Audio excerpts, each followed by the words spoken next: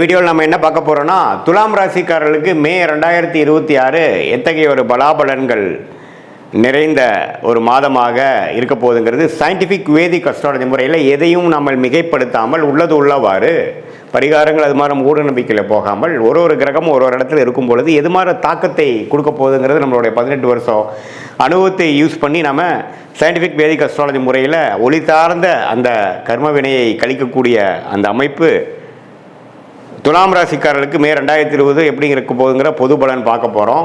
இப்போ பாருங்கள், துலாம் ராசிக்காரர்களுடைய அதிபதியாகிய துலாம் ராசியோட அதிபதியாகிய சுக்கிரன் பார்த்திங்கன்னா ராசியவே மே முதல் 2 வாரம் பார்த்து 8ஆம் இடத்துல ஆட்சி பலம் பெற்றுகிறார். மே 15க்கு அப்புறம் அது ஒரு நல்ல விஷயந்தான். வர வேண்டிய வரவுகள், ஷேர் மார்க்கெட் போட்ட இன்வெஸ்ட்மெண்ட் மூலமாக, கணவனாக இருந்தால் மனைவியாக இருந்தால் கணவர், பங்குதாரர் மூலமாக வரக்கூடிய சில லாபங்கள் அதெல்லாம் கொடுக்கக்கூடிய அமைப்பு இருக்குது. துலாம் ராசிக்காரர்கள் கொஞ்சம் நல்ல லாபங்கள் வரக்கூடிய அமைப்புகள், பிரச்சனை இல்லாத அமைப்புகளாக இருக்குது. இதுவரை செவ்வாய் 6ஆம் இடத்துலேருந்து சில பிரச்சனைகள், உடல் உபாதைகள், சனியோடு சேர்ந்து பிரச்சனை கொடுத்துட்டு இருந்த செவ்வாய் 7ஆம் இடத்துக்கு வருகிறார். ஸோ அதனால் கொஞ்சம் உடல் உபாதைகளால் பாதிக்கப்பட்ட சீனியர் சிட்டிசன் துலாம் ராசிக்காரர்களுக்கெல்லாம் கொஞ்சம் நிவர்த்தி வரக்கூடிய, உடல் ரீதியான சில தொந்தரவுகளிலிருந்து மீண்டு வரக்கூடிய அமைப்பு கண்டிப்பாக துலாம் ராசிக்காரர்களுக்கு இருக்குது. அது நம்ம தெரிஞ்சுக்கணும். அடுத்தபடியாக பார்த்தீங்கன்னா புதன் 7ஆம் இடத்துலேருந்து ராசியை பார்த்துட்டு இருந்த புதன் இப்போது 8ஆம் இடத்துல போய் சுக்கிரனோட வீட்டில் சுக்கிரனோட சேருவது அருமை. ஸோ எகெயின் சில வெளிநாடு பிரயாணங்கள், தொழிலில் வரக்கூடிய லாபங்கள், பங்குதாரர் மூலமாக வரக்கூடிய லாபங்கள், ஷேர் மார்க்கெட்டில் உள்ள லாபங்கள், அதெல்லாம் கொஞ்சம் நல்ல விஷயங்கள் இருக்குது. அதே சமயத்தில் கல்யாண விஷயங்கள், வண்டி வாகனம், சுப விஷயங்கள் எல்லாமே நடக்கக்கூடிய அமைப்பு கட்டாயம் துலாம் ராசிக்காரர்களுக்கு இருக்குது. ஸோ சூரியனும் பார்த்திங்கன்னா 7ஆம் இடத்துல உச்சம் பெற்று ராசியை 7ஆம் இடத்துல இருந்தது பார்த்திங்கன்னா 8ஆம் இடத்துல மாறுறார். ஸோ அதுவும் ஒரு அருமையான அமைப்பு. ஸோ இது மூலமாக என்ன தெரியுதுன்னா, இடமாற்றங்கள் உண்டு, சுப முதலீடுகள் உண்டு, வரவுகள் உண்டு, சில நிதி நிலைமைகள், பணம் போக்குவரத்து, வரவேண்டிய பணம் நமக்கு வரக்கூடிய அமைப்பு அதெல்லாமே கொஞ்சம் நன்றாக இருக்குதுன்னு சொல்லலாம். மீடியா துறையில் இருக்கிறவங்க, கலைத்துறையில் இருக்கிறவங்களுக்குலாம் நல்ல ரெகக்னிஷன் கிடைக்கும்.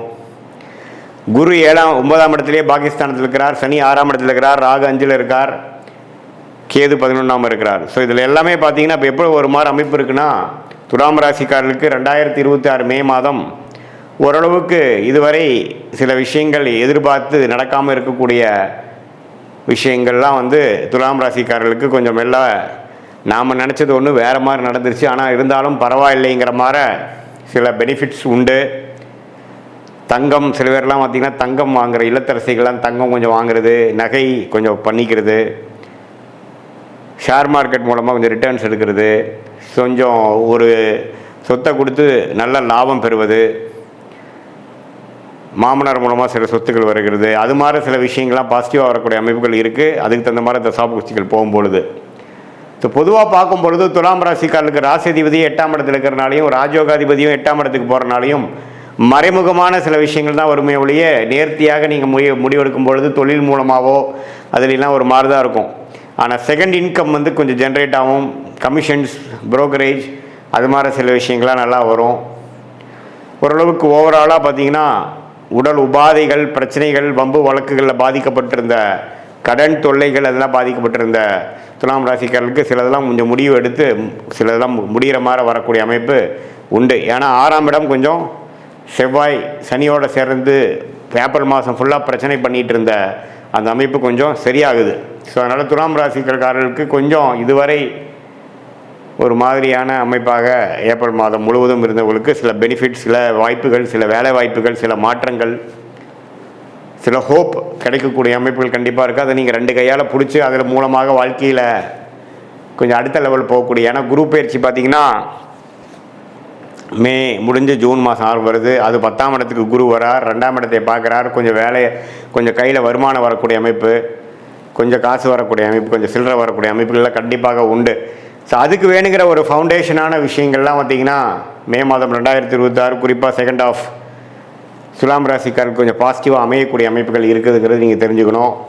இது பொதுவான பலனை தவிர உங்களுடைய ஜென்ம ஜாதகத்தில் நீங்கள் என்ன தசாபுக்திகள் போய் கொண்டிருக்கிறது, பிறந்த நேரம், பிறந்த தேதி, பிறந்த ஊரை வைத்து திருக்கணித பஞ்சாங்கம் பிரகாரம் நம்ம ஒரு ஜாதகத்தை போட்டு அதில் நம்ம துல்லியமாக பார்க்கும் பொழுது அதில் வந்து எது மாதிரி அமைப்புகள் போய் கொண்டிருக்கிறது, எந்த மாதிரி லக்னத்தில் பிறந்தீங்க, அந்த லக்னாதிபதி எப்படி இருக்கிறார், திக்பலம் இருக்கா, ஸ்தானபலம் இருக்கா, திருக்பலம் இருக்கா, நீங்கள் வந்து சுவாதி நட்சத்திரத்தில் பிறந்தீங்களா, விசாக நட்சத்திரத்தில் பிறந்திருக்கீங்களா, அல்லது சித்திரை நட்சத்திரத்தில் பிறந்தீங்களா, இப்போ என்ன தசாபுக்திகள் போய் கொண்டிருக்கிறது, தசநாதனும் புக்திநாதனும் எது மாதிரி அமைப்பில் இருக்கிறாங்க, இது மாதிரி விஷயத்தையெல்லாம் சேர்த்து வைத்து தான் நம்ம பார்க்கும் பொழுது அடுத்து வரக்கூடிய ஷார்ட் டேர்ம், அடுத்து வரக்கூடிய லாங் டேர்ம், 3 மாதம் 6 மாதம் 1 வருடம் அடுத்த 2 வருடம்லாம் எது மாதிரி ஒரு தாக்கத்தை கொடுக்கக்கூடிய அமைப்பாக நம்ம வாழ்க்கை திசை திரும்புகிறது, எது மாதிரி சாய்ஸஸ் எடுக்கலாம், எது மாதிரி டைமில் சில முடிவுகள் எடுக்கலாம்,